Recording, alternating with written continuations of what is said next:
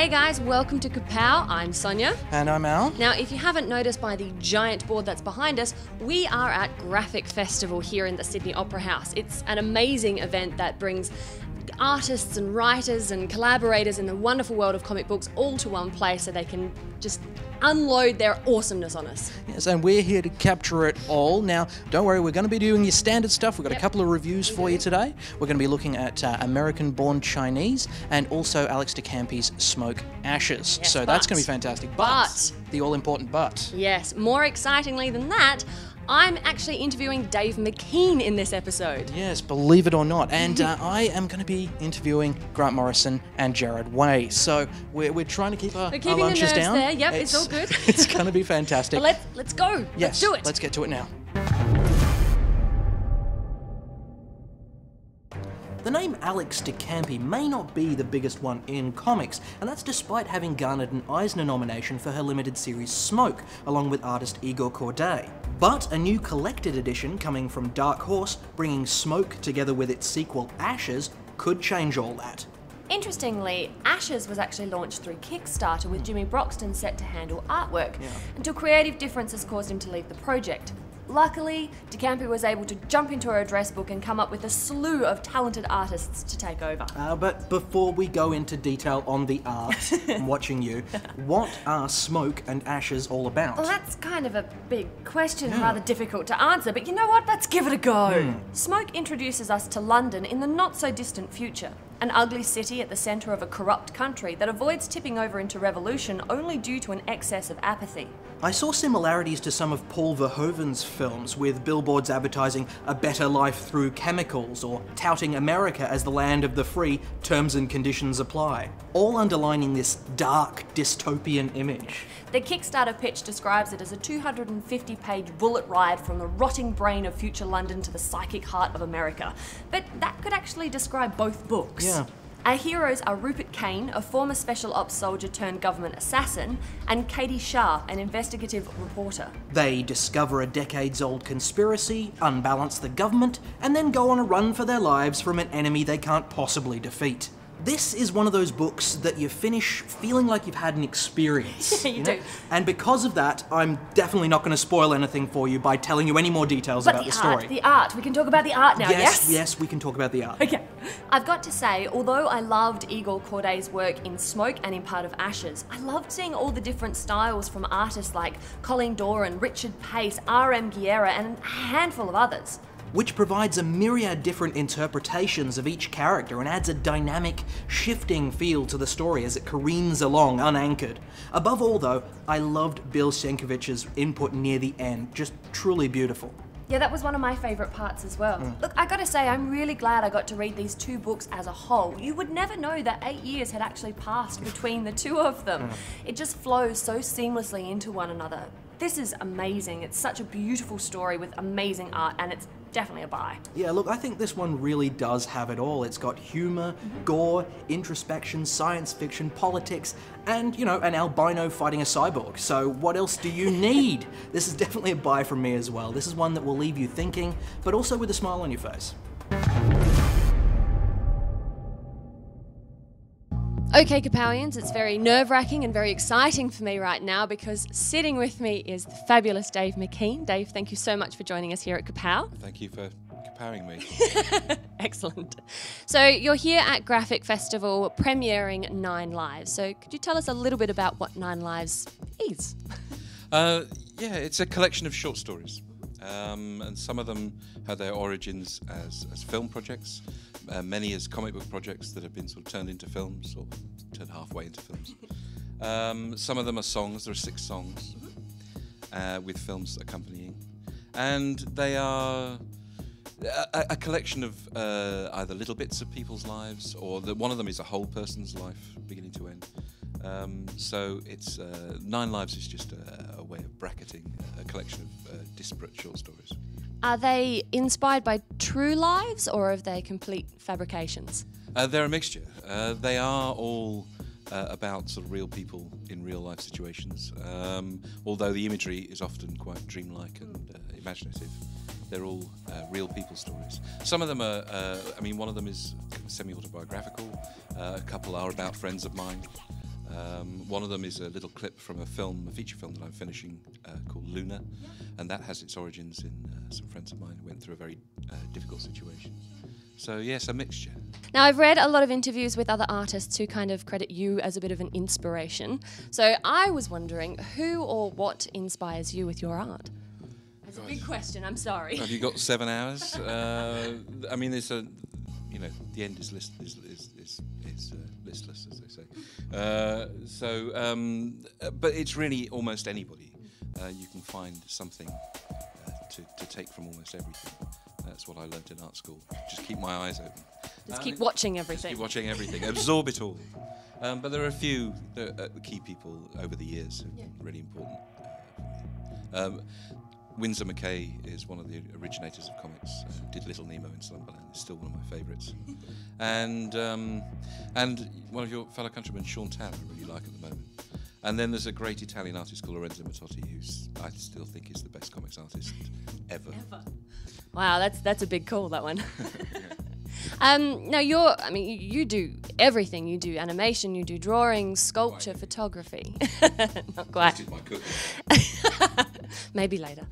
But is there a particular discipline of art that you found challenging that maybe you want to go back and go, I could do that so much better this time? I think film is the toughest one. I love just sitting at home and drawing, and I have control over everything. Yeah. And if I get to the end of the day and I've had a bad day, I can just quietly screw it up and throw it in the bin. Nobody ever needs to see it. Film, you're kind of on display all the time. You have to work with a crew, and it is like trying to control the weather. It's chaotic, and as Marshall Brickman said famously, a truck full of fresh compromises pulls up every morning. So I had a really difficult time with my first film because I was desperately trying to control it all, like I did with my comics and illustration.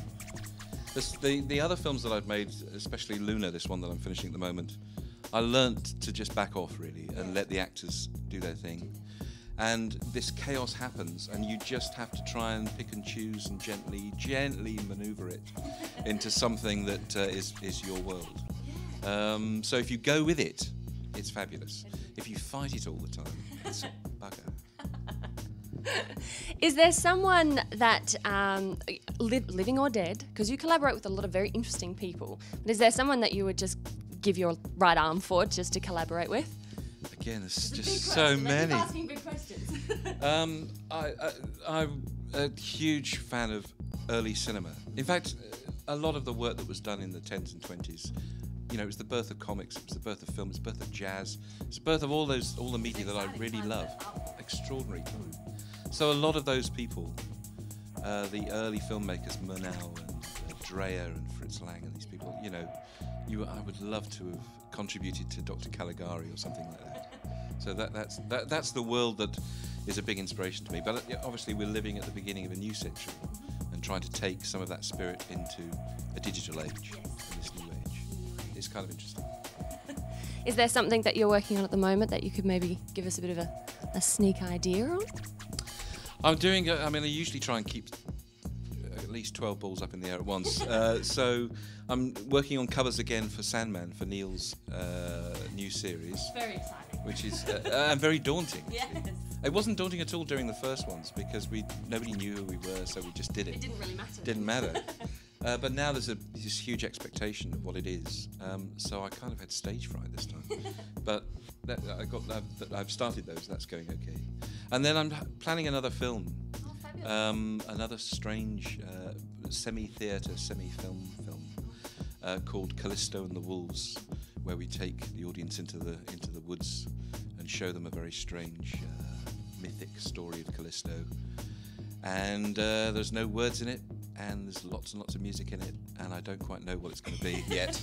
But we've had a good time in the woods, dressing actors up as wolves and deer, and getting the actors dressed as wolves to hunt the actors dressed as deer. Brilliant. That sounds amazing. I can't wait to see that one happen. It'll be fascinating to watch them hunt each other. Yeah, exactly. Well, Dave, thank you so much for joining us here at Kapow. It's been an absolute pleasure for me. I can attest to that, and I'm still shaking a little bit from nerves. Thank you so much. Thank you. Cheers. Thank you.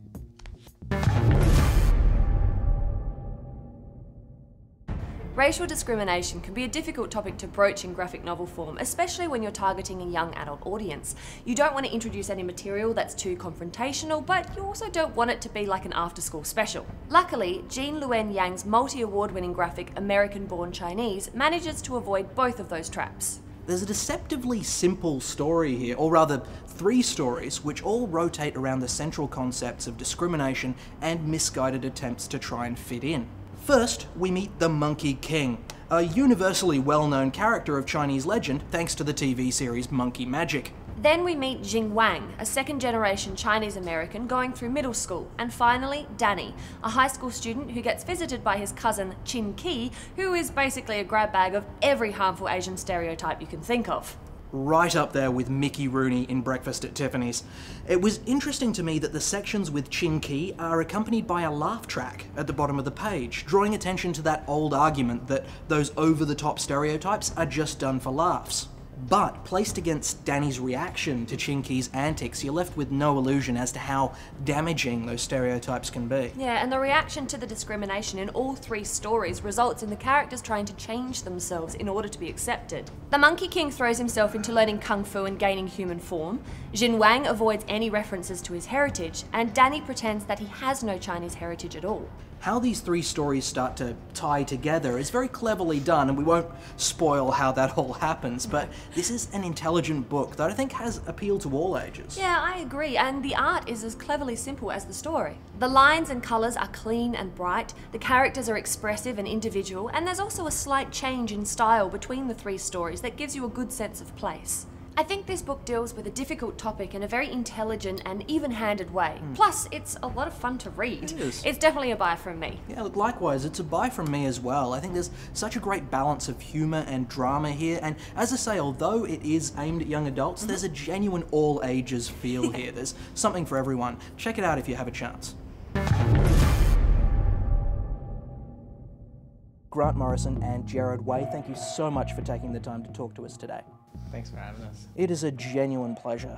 Now, you guys are here at the Graphic Festival to launch a collaboration. What can you tell us about that? Well, we were just talking yesterday at lunch. I like how in the span of 10 minutes it's now gone to launch of a collaboration together. That's funny how the biggest, most important thing we've ever done together. Yeah. So you have to sell this now. Now I have to sell it. Yeah. Now I have to sell it. I mean, we just think we're gonna do a Batman story together, but we were just talking about it at lunch yesterday because we're like, well, we gotta talk about something that we're working on together, and then we talked about Batman for 10 minutes. And we're like, cool, let's do that. Yeah. Like, we'll just announce it that they'll print it. Now that we've said it, DC, I'm hoping we'll just say, oh, that's a good idea. You know, you guys, well, you know, give us a deadline, and then suddenly we're 2 weeks late. But no, we thought we've done a lot of things together. But I've appeared in Gerard's videos, and we've contributed the forewords to each other's books, and we've been friends for a long time.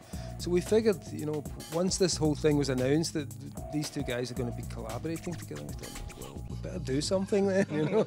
So we figured it'd be really easy to start with a short piece, and we were just talking yesterday about, let's do a Batman black and white and see if DC will be interested.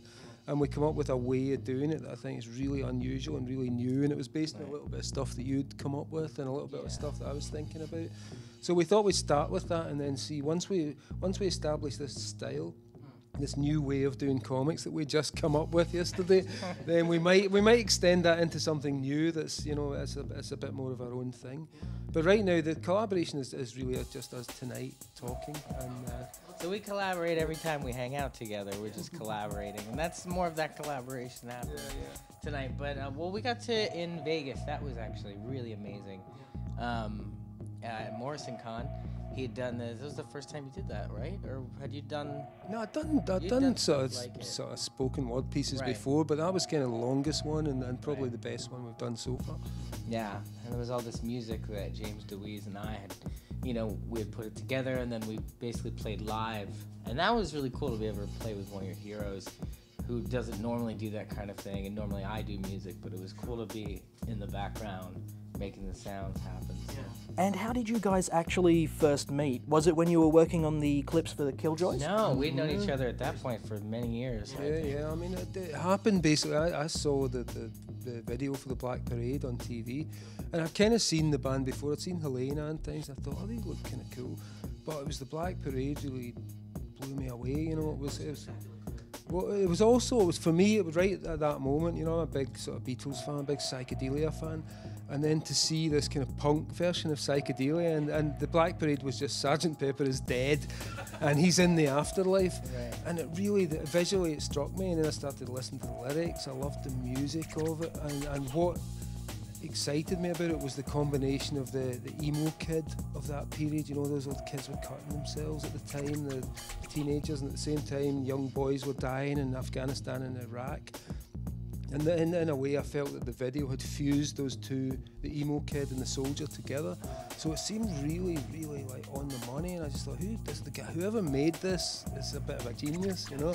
So I got in touch with Neil Gaiman, who's a mutual friend of ours, and Neil put me in touch with Gerard, and we met up a couple of months later when you were playing in Glasgow, didn't we? And yeah, Neil knows everybody. So all you have to do is you call Neil, and he can put you in touch with the Dalai Lama or Jesus. Or, I don't even think I had met Neil at that point, but he just somehow he got knew to me. you. He was your me, friend already. Really quick, and he just sent an email, and I'm like, this is Neil So he's Gaiman. kind of like the consigliere of comics. Pretty much. So that brought us together, and honestly, from the first moment we met, it was just we couldn't stop talking to each other. So the friendship just began then and has persisted. Yeah. Now, one question I wanted to ask, individually, you guys have built a bit of a reputation in comics for bringing the weird, if I can say that. I mean, was that a conscious decision that you've made, not to tell the sort of standard guy walks into a bar kind of stories, and go for something maybe a bit more grandiose? I've always just, you know, woken up in the morning and just done what I wanted to do. Yeah. It's really, and what I wanted to do, I guess it's just been what I wanted to see. So maybe what I wanted to see is a bit off from what somebody else wants to see. But luckily, I've been lucky enough to have a lot of people enjoy that oddness.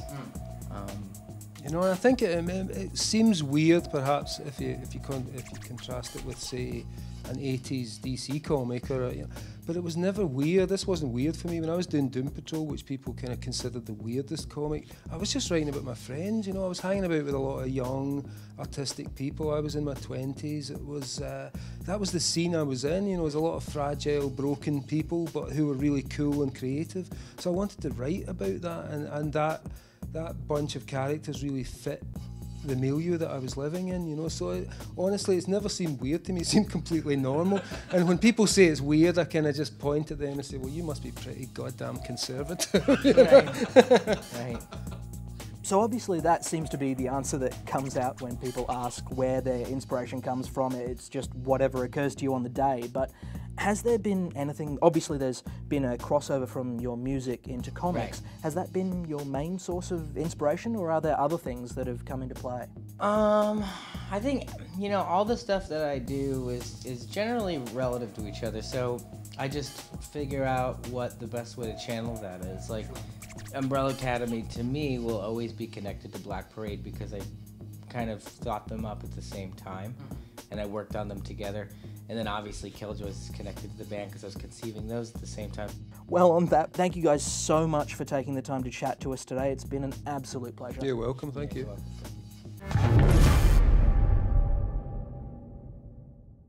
Well, it has been an awesome day here at Graphic Festival. It's just awe-inspiring, I think. It's been very exciting. We've both been geeking out hard. We have, and we got some things signed. Yes. We got Arkham Asylum signed by both. It was very exciting. We got Gerard Way to sign Umbrella Academy, and personal favourite, I got Black Orchid signed by Dave McKean, and I had it signed by Neil a couple of years ago, so my new favoured, treasured piece of fantastic art. things to add to the collection. Yes. So that's all very exciting. Lots of geeking out. Absolutely. It's been a wonderful day. But look, that's about all we have time for. Yeah, it's time for a cup of tea and a lie down, I think. Absolutely, I'm exhausted. Yes. Until next week, guys. Bye. Bye.